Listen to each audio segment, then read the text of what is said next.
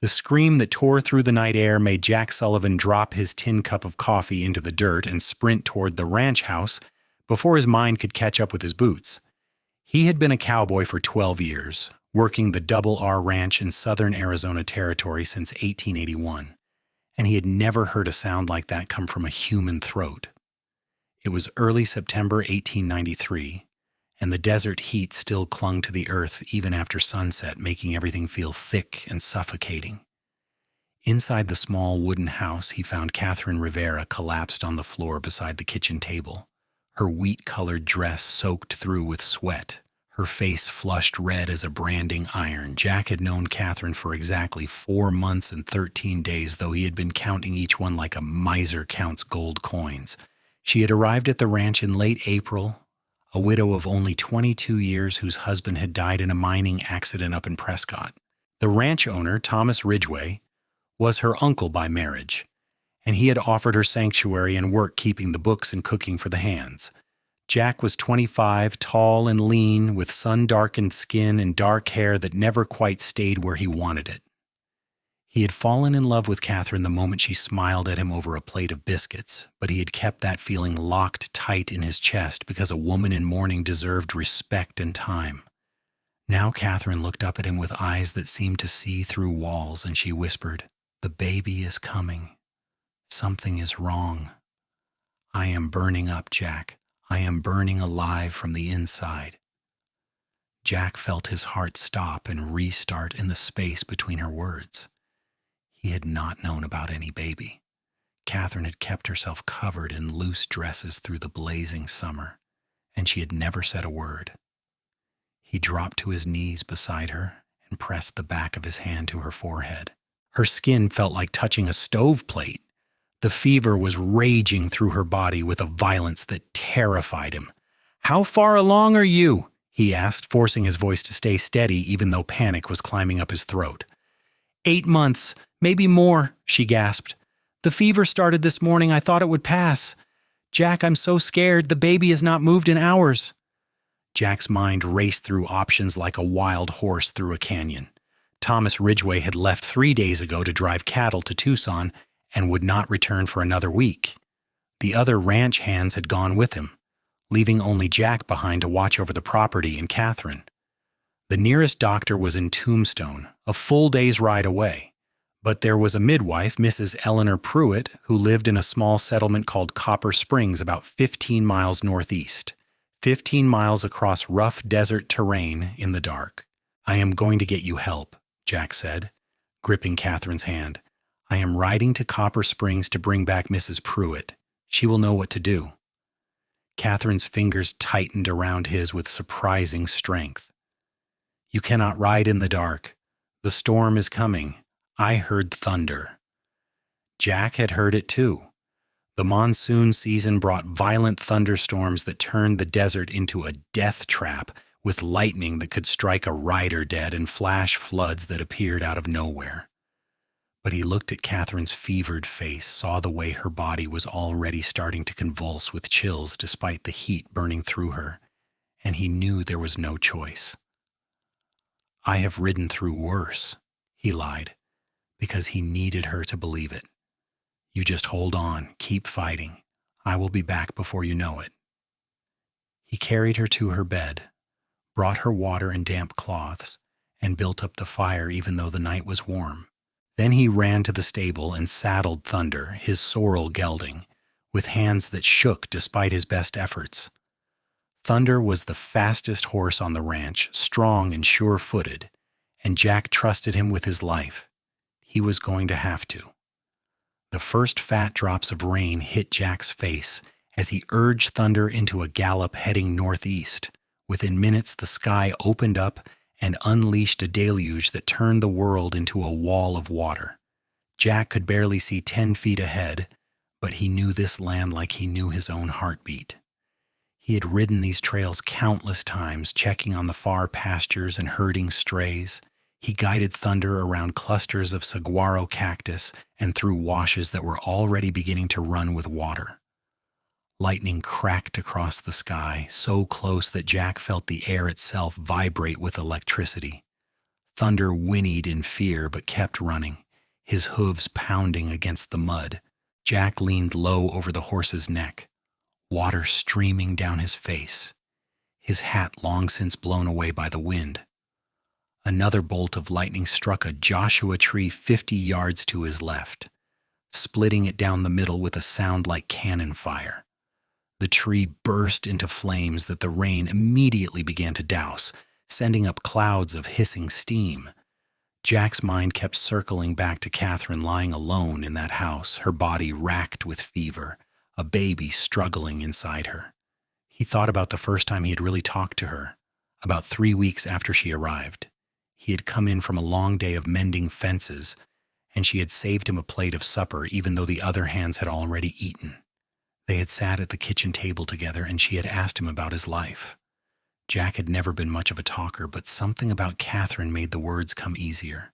He told her about growing up in Texas, about losing his parents to cholera when he was 15, about drifting west and finding purpose in the hard work of ranching. Catherine had listened with her full attention, those green eyes focused on his face like he was saying something important.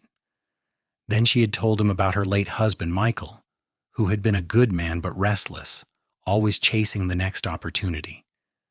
She spoke about him with fondness, but not with the devastating grief Jack had expected. She said Michael had been her childhood friend, and they had married young because it seemed like what they were supposed to do, but she was not sure they had ever truly been in love. Jack had not known what to say to that, so he just listened, and Catherine had smiled at him with such warmth that he felt it in his bones. After that night, they had fallen into a pattern. Jack would find reasons to come by the house during the day, fixing a loose board here or checking a window latch there. Catherine would invite him in for coffee, and they would talk. She told him about her love of reading, about the books her mother had taught her from when she was young. Jack, who had only a few years of schooling, found himself hungry to hear her speak about stories and ideas. He started borrowing books from her, reading by lamplight in the bunkhouse, just so they would have more to discuss. By July, Jack knew he was in love with her. By August, he was fairly certain she felt something for him too, based on the way she looked at him when she thought he was not paying attention, the way she would touch his arm when she laughed at something he said. But he had held himself back, not wanting to rush her, not wanting to dishonor her husband's memory. Now he realized what a fool he had been. He should have told her how he felt. He should have asked about her life, should have noticed the changes in her body. She had been hiding a pregnancy and dealing with it all alone. Thunder stumbled on the slick ground, and Jack had to use all his skill to keep them both upright. The horse recovered and pushed on, his chest heaving with effort. They were about halfway to Copper Springs now, crossing through an area where the desert gave way to rolling hills covered in scrub brush. Lightning continued to flash around them in a violent display that lit up the landscape in stark white bursts. Jack could smell the ozone in the air, sharp and metallic. A bolt struck so close that Jack felt the heat of it on his left side. Thunder reared up, screaming in terror, and Jack fought to keep his seat. "Easy, boy, easy," he shouted over the roar of the storm. "We have to keep going. Catherine needs us." The horse settled, sides heaving, and Jack urged him forward again. His clothes were plastered to his body, and he was shivering now from the combination of rain and wind, but he barely noticed. All he could think about was getting to Mrs. Pruitt and getting back to Catherine. He tried to calculate how long the ride would take, how long it would take to convince the midwife to come back with him in this storm, how long the return journey would be. 3 hours, maybe 4, if the storm got worse. He prayed Catherine could hold on that long. The settlement of Copper Springs was really just a cluster of about 20 buildings around a reliable water source. It was home to miners, farmers, and folks who wanted to be left alone. Mrs. Eleanor Pruitt was a widow herself, a woman in her 50s who had delivered half the babies in southern Arizona Territory over the past 2 decades. Jack had met her once before when she came to the ranch to tend to a hand who had been kicked by a mule. She was practical, unflappable, and exactly who Catherine needed. Jack rode straight through the muddy main street to Mrs. Pruitt's small adobe house at the far end of the settlement. He practically fell off Thunder and pounded on the wooden door. "Mrs. Pruitt, Mrs. Pruitt, I need your help." It took only a moment before the door swung open, revealing a tall, sturdy woman with gray hair pinned back and sharp blue eyes. She took one look at Jack, soaking wet and wild-eyed, and said, "What happened?" "Catherine Rivera at the Double R Ranch. She's pregnant about 8 months and she has a fever, a bad one. The baby has stopped moving. Please, she needs you." Mrs. Pruitt did not waste time with questions. "Give me 5 minutes to gather my supplies. Get your horse some water. We will take my wagon." "A wagon will be too slow in this storm," Jack protested. "We need to ride." Mrs. Pruitt fixed him with a look that could have stopped a charging bull. "Young man, I need my equipment to deliver a baby and treat a fever. That includes herbs, instruments, clean linens, and medicine. I cannot carry all of that on horseback. My wagon has a cover to keep things dry, and my mules know this route in their sleep. We will make good time." Jack wanted to argue, but he knew she was right. He nodded and went to tend to Thunder, while Mrs. Pruitt moved through her house with efficient purpose. True to her word, she was ready in 5 minutes, her medical bags loaded into a sturdy wagon hitched to 2 large mules. She had changed into practical traveling clothes and wore a waxed canvas coat against the rain. The journey back felt like it took a lifetime. The mules were steady but not fast, and Jack had to fight every instinct that screamed at him to abandon the wagon and race ahead. Mrs. Pruitt drove with calm competence, guiding the mules around the worst of the flooding, taking routes that added distance but kept them safe. She asked Jack questions about Catherine's symptoms, her medical history when the fever had started. Jack answered as best he could, hating how little he knew. "You care for this woman," Mrs. Pruitt observed. It was not a question. "Yes," Jack said simply. There was no point denying it now. "She is a widow, correct? How long has it been since her husband passed?" "A year and a half. He died in February of last year." Mrs. Pruitt was quiet for a moment, calculating. "Then this baby is not his." Jack felt his stomach drop. He had not thought about that, had been too focused on Catherine's immediate danger. But Mrs. Pruitt was right. Michael Rivera had died 18 months ago, and Catherine was 8 months pregnant. The timing did not match. "Whose child is she carrying?" Mrs. Pruitt asked gently. "I do not know," Jack admitted. "She never said anything to me about being pregnant or about anyone else. I thought—" He trailed off, not sure what he had thought. "These things happen," Mrs. Pruitt said without judgment. "A widow is still a woman with needs and desires. What matters now is saving her life and the baby's life. The rest can be sorted later." Jack nodded, but his mind was churning. Who had Catherine been with? When? Why had she hidden it? A cold thought crept in. What if she had been forced? What if someone had hurt her? His hands clenched into fists at the idea, but he forced himself to breathe. Mrs. Pruitt was right. First, they had to save Catherine. The storm began to ease as they approached the ranch, the lightning moving off to the west and the rain diminishing to a steady drizzle. The sky was starting to lighten with the first hints of dawn. Jack realized they had been traveling for over 4 hours. 4 hours that Catherine had been alone, fighting the fever and the early stages of labor. He jumped down from the wagon before it fully stopped and ran into the house. "Catherine, Catherine, I am back. I brought help." The silence that greeted him was terrifying. He burst into her bedroom and found her unconscious, her skin pale except for 2 bright spots of red on her cheeks. Her breathing was shallow and rapid. The sheets beneath her were soaked with sweat and something else. Her water had broken. Mrs. Pruitt was right behind him, already moving with purpose. "Get that fire built up. I need boiling water, clean towels, and then you need to stay out of my way. Go." Jack did as he was told, his hands shaking as he stoked the fire and set pots of water to boil. He gathered every clean piece of linen he could find and brought them to Mrs. Pruitt, who had already begun examining Catherine. The midwife's face was grave but not despairing, which Jack took as a good sign.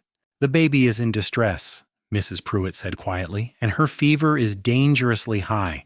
I am going to do everything I can, but you need to prepare yourself for the possibility that I cannot save them both. If it comes down to a choice, who do I save?" Jack felt like he had been punched in the gut. "What?" "If I can only save one, the mother or the child, who do I save?" Mrs. Pruitt repeated, her voice gentle but firm. "I need to know now, before we are in the middle of it." Jack looked at Catherine's unconscious form, thought about the woman who had brought light back into his lonely existence, and said without hesitation, "Save Catherine. Do whatever you have to do, but save her." Mrs. Pruitt nodded. "Good. Now get out and let me work. Pray if you're the praying type." Jack was not sure if he was the praying type, but he found himself doing it anyway as he paced the kitchen floor. He prayed to a God he had mostly ignored since his parents died, promising anything and everything if Catherine would just live. He thought about all the conversations they had shared, all the moments when their hands had almost touched but he had pulled back, all the words of love he had kept locked inside. If she lived, he would tell her everything. He would not waste another day. The hours crawled by with agonizing slowness. Jack heard sounds from the bedroom that terrified him, Catherine's occasional moans, Mrs. Pruitt's firm instructions even though her patient was barely conscious, the clatter of instruments. He wore a path in the wooden floor with his pacing.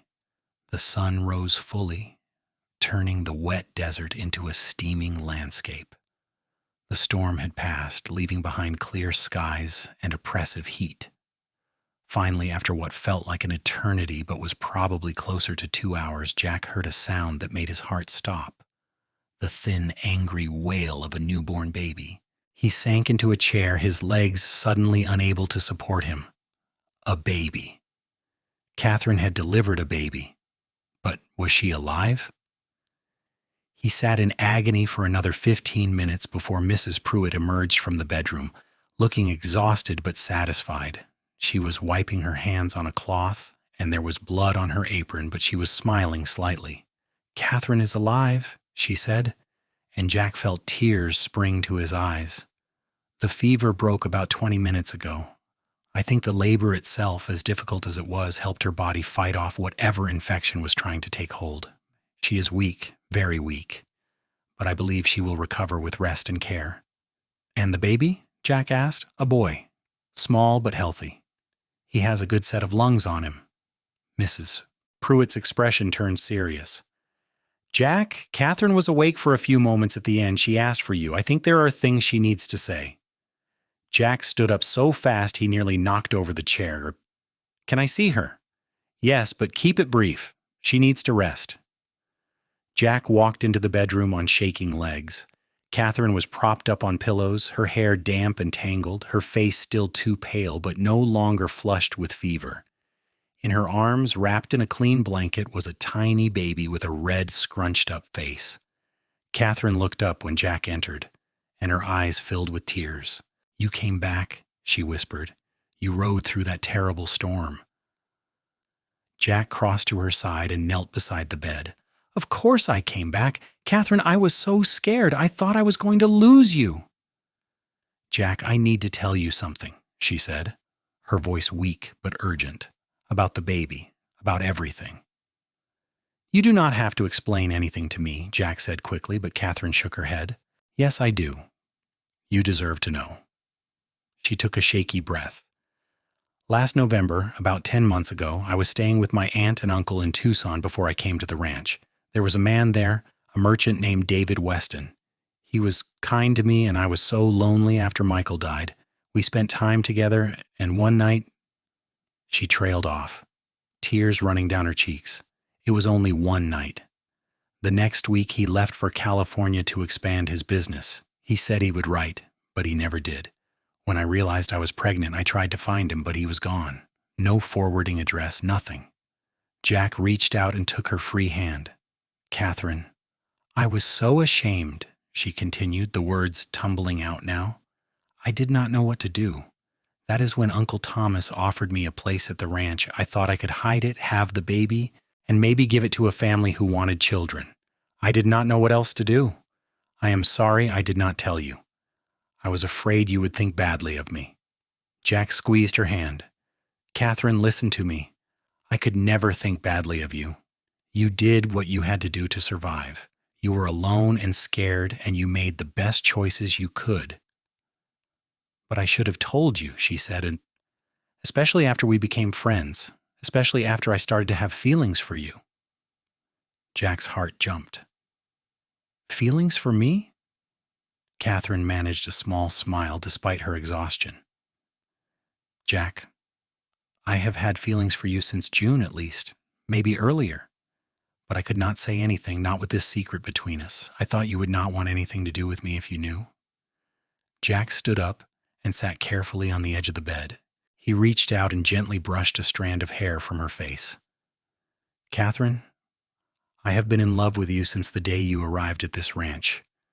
I did not say anything because I thought you were still grieving your husband, and I did not want to disrespect his memory. But I have to tell you now because I almost lost you tonight and I cannot keep it inside anymore. I love you. I do not care whose baby this is. If you will have me, I want to be here for both of you. I want to build a life with you." Catherine began to cry in earnest now, but she was smiling through the tears.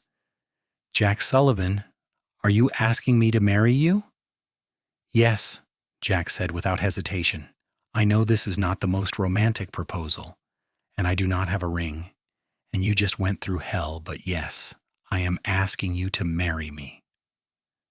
Marry me, Catherine. Let me be a father to this boy. Let me love you the way you deserve to be loved." "Yes," Catherine whispered. "Yes, Jack, I will marry you." Jack leaned down and kissed her forehead gently, mindful of her weakened state. The baby stirred in her arms and made a small sound. Jack looked down at the tiny face, seeing the closed eyes and the miniature fingers curled into fists. "He needs a name," Catherine said. "I have not been able to think of one." Jack considered for a moment. "What about Thomas, after your uncle? He has been good to both of us." Catherine smiled. "Thomas Sullivan, I like that. But Jack, are you sure about this? Taking on another man's child? People will talk." "Let them talk," Jack said firmly. "As far as I am concerned, I am this boy's father. That is all that matters." Mrs. Pruitt appeared in the doorway. "All right, that's enough excitement for now. Catherine needs to rest, and this baby needs to eat. Jack, you can come back in a few hours." Jack nodded and stood up, but Catherine caught his hand. "Thank you," she said softly. "Thank you for saving my life. Thank you for loving me." "Always," Jack promised. Over the next few weeks, Jack barely left Catherine's side except to do the necessary work around the ranch. Mrs. Pruitt stayed for 5 days teaching Jack how to care for Catherine and the baby, making sure the new mother regained her strength. Catherine recovered slowly but surely, her fever staying gone and her body healing from the difficult birth. Little Thomas proved to be a healthy, hungry baby who kept them both awake at odd hours but filled the house with new life. When Thomas Ridgway returned from Tucson and found his niece with a baby and engaged to his best ranch hand, he was surprised but pleased. He liked Jack and trusted him to treat Catherine well. He agreed to host the wedding at the ranch in October, once Catherine was fully recovered. Jack wrote to his sister in Texas, whom he had not seen in years, and told her he was getting married. To his surprise and delight, she wrote back saying she would make the journey west for the wedding. Catherine wrote to a few friends in Tucson, and Mrs. Pruitt spread the word in Copper Springs. What was supposed to be a small, quiet ceremony turned into a celebration with nearly 40 guests. On a clear October afternoon in 1893, with the desert coming alive with fall colors and the heat finally breaking, Jack Sullivan and Catherine Rivera were married under an arch of mesquite branches in front of the ranch house. Catherine wore a simple cream-colored dress that she had sewn herself, and Jack wore his best clothes and new boots that he had bought special for the occasion. Catherine's uncle gave her away, and Mrs. Pruitt stood as her witness. Jack's friend Billy, one of the other ranch hands, stood up with him. When the circuit preacher asked if Jack took Catherine to be his lawfully wedded wife, Jack answered with a strong, clear voice that rang across the desert, "I do."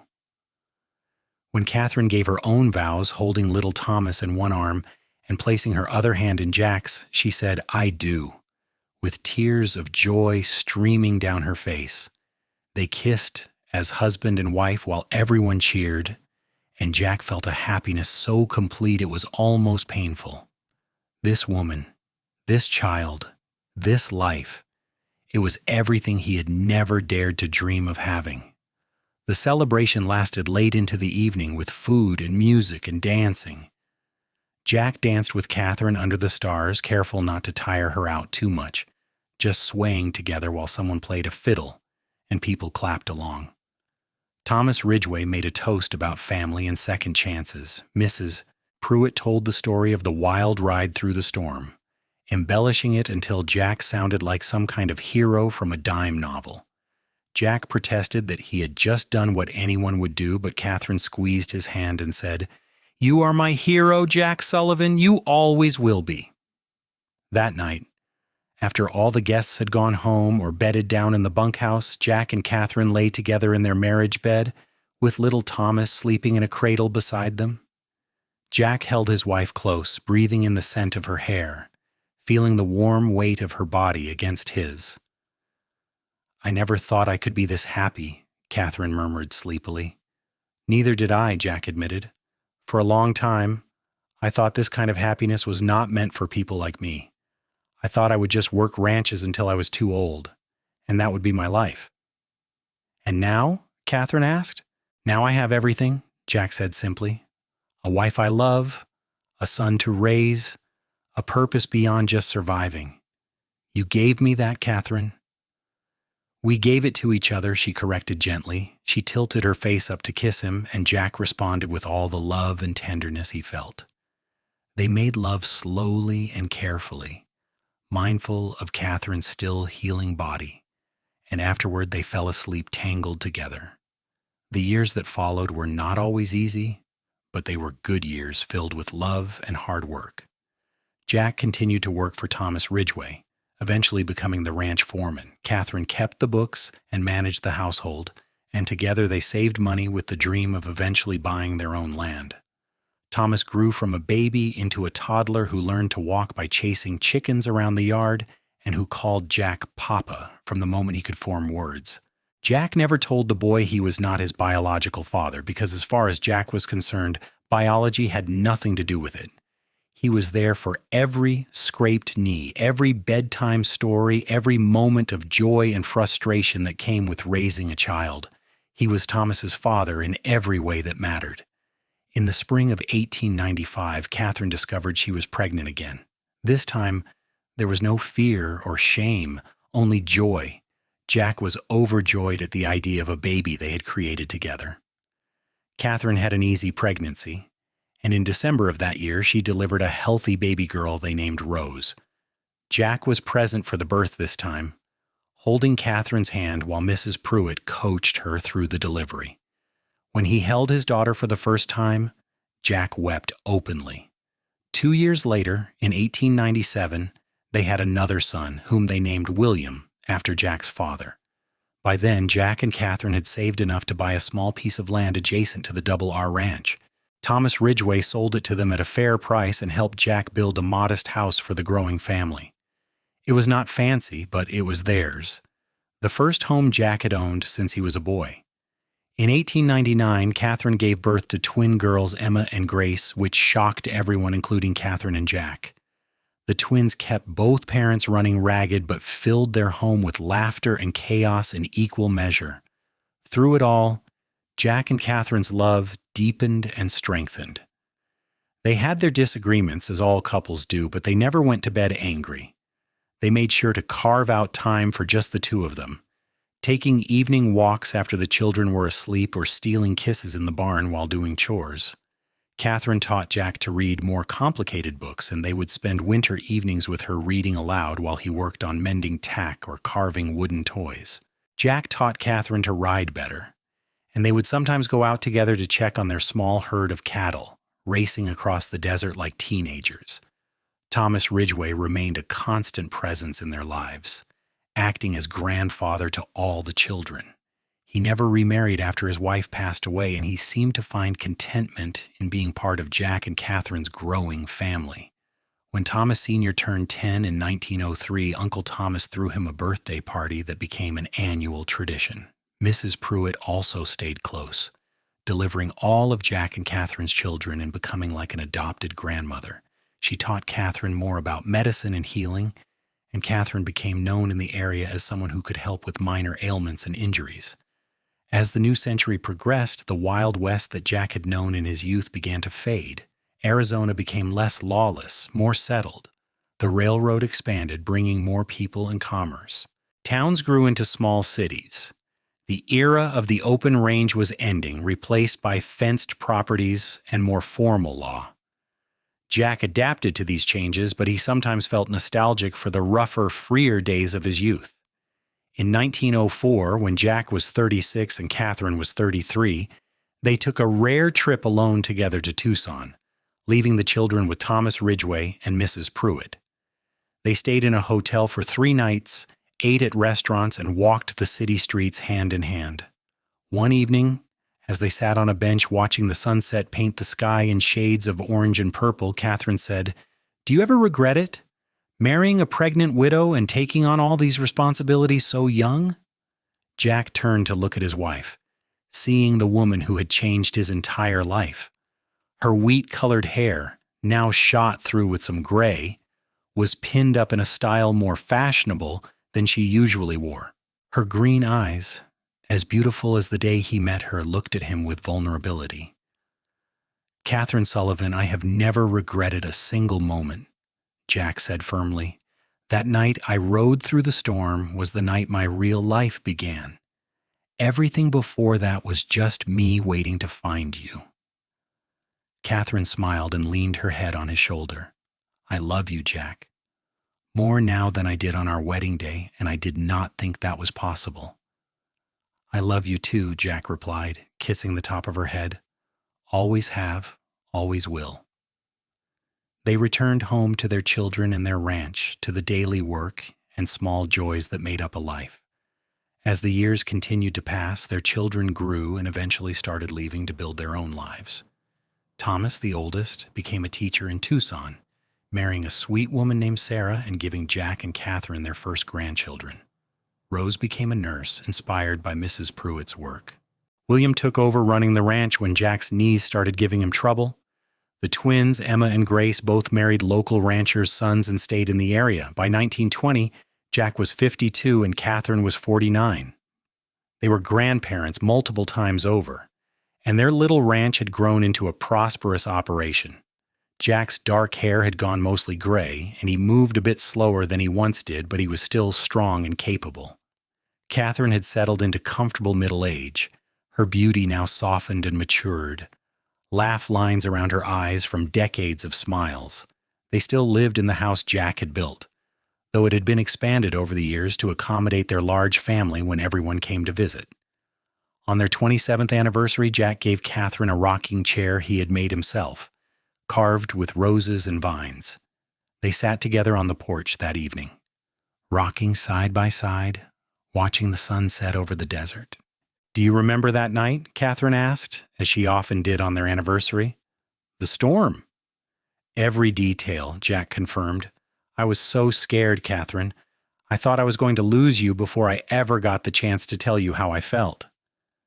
"You rode through lightning for me," Catherine said softly. "You risked your life for me when I was just your employer's niece, when you did not even know if I cared for you." "I would do it again," Jack said, 1,000 times over. Catherine reached over and took his hand, their fingers intertwining with the ease of long practice. "I know you would. That is who you are, Jack Sullivan, the bravest, most loving man I have ever known." They sat in comfortable silence as the stars began to appear in the darkening sky. From inside the house, they could hear the sounds of family, grandchildren playing, their children talking and laughing, the clatter of dishes being washed. This was the life they had built together from that desperate, stormy night so many years ago. "No regrets?" Jack asked, echoing Catherine's question from years before. Not a single one, Catherine replied. You are my home, Jack. You have always been my home. As the desert night settled around them and the crickets began their evening song, Jack and Catherine continued to rock together hand in hand. They had weathered storms, both literal and figurative, over nearly 3 decades of marriage. They had raised 5 children, built a successful ranch, and created a legacy of love that would continue through their grandchildren and beyond. The Wild West of their youth had faded into history, replaced by automobiles and electricity and a changing world. But the love between them had only grown stronger with time. Jack had ridden through lightning once to save Catherine's life, but she had saved his life too in all the ways that mattered. She had given him purpose, family, and a reason to become more than just a drifting cowboy working other people's land. Their story had begun with desperation and danger, with fever and storms and a race against death. But it had become something beautiful, a testament to the power of love, commitment, and the choice to build something meaningful together. As they sat on that porch in the twilight of their lives, Jack and Catherine knew they had been blessed beyond measure. They had found each other against all odds, and they had created a love story worthy of the wild, unforgiving, beautiful land that surrounded them. The stars shone bright over the Arizona desert, the same stars that had witnessed their first meeting, their wedding, the births of their children, and every moment in between. Those stars would continue to shine long after Jack and Catherine were gone, but the love they shared would live on through the family they had built and the choices they had made on that fateful, stormy night in September 1893. Jack squeezed Catherine's hand, and she squeezed back, a silent conversation they had perfected over decades. In that simple gesture was everything they needed to say. I love you, I choose you, I would do it all again. The desert wind blew gentle and warm around them, carrying the scent of sage and creosote, the smell of home. Inside, someone started playing the piano and the sound of music drifted out to where they sat. Dance with me, Jack said suddenly, standing and offering his hand. Catherine laughed, the same musical sound that had captured his heart all those years ago. We do not have room out here, you foolish man. We have the whole desert, Jack replied with a grin. Come on, Mrs. Sullivan, dance with your husband. Catherine took his hand and let him pull her to her feet. They moved together in the small space of the porch, swaying to the music from inside, holding each other close. It did not matter that they were older now, that Jack's back sometimes ached and Catherine's joints got stiff in the cold. In that moment, they were young again, dancing at their wedding, full of hope and love and the promise of a future together. Their children and grandchildren came out to watch, smiling at the sight of Jack and Catherine dancing in the twilight. This was the legacy they would remember, not just the hard work and the successful ranch, but the love that had sustained it all. The younger generation would tell stories about the night Jack rode through lightning to save Catherine, about how their love had started with an act of desperate courage and grown into something eternal. As the song ended, Jack dipped Catherine dramatically, making her shriek with laughter. He pulled her back up and kissed her soundly, not caring that they had an audience. The family clapped and cheered, and someone shouted for them to kiss again. They obliged, both laughing now, surrounded by the people they loved most in the world. This was their happily ever after, earned through courage and choice, through hard times and good, through every sunrise and sunset over the Arizona desert. Jack and Catherine had built it together one day at a time, and it was more beautiful than anything either of them could have imagined on that desperate night when their story began.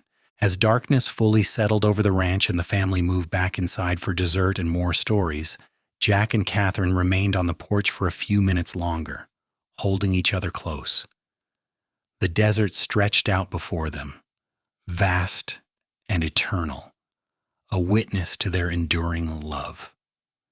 Thank you, Catherine whispered against Jack's chest. For what? Jack asked, stroking her hair. For riding through the storm, for choosing me, for giving me this life. Jack tightened his arms around her. "Thank you for letting me. Thank you for loving me back. Thank you for every day we have had together." They stood there in the darkness, two souls who had found each other against impossible odds and built something beautiful. Their love story had become legend in their corner of Arizona. The cowboy who rode through lightning to save the woman he loved, and the woman who gave him a reason to be brave. But the real story was quieter and deeper than any legend could capture. It was in the daily choices to be kind, to forgive, to support and cherish each other. It was in the children they raised and the home they built. It was in moments like this, holding each other under the stars, grateful for every precious day. Eventually, they went inside to join their family, but not before Jack whispered one more time, "I love you, Catherine." "I love you too, Jack," she replied. "Forever." And forever it was, a love that lasted through their remaining years and beyond, passed down through generations as a reminder that true love is worth any risk, any storm, any challenge. Jack and Catherine lived out their days on the ranch they built together, surrounded by love and family, their story complete and perfect in all the ways that mattered. They had their happily ever after, and it was more than either of them had ever dared to dream.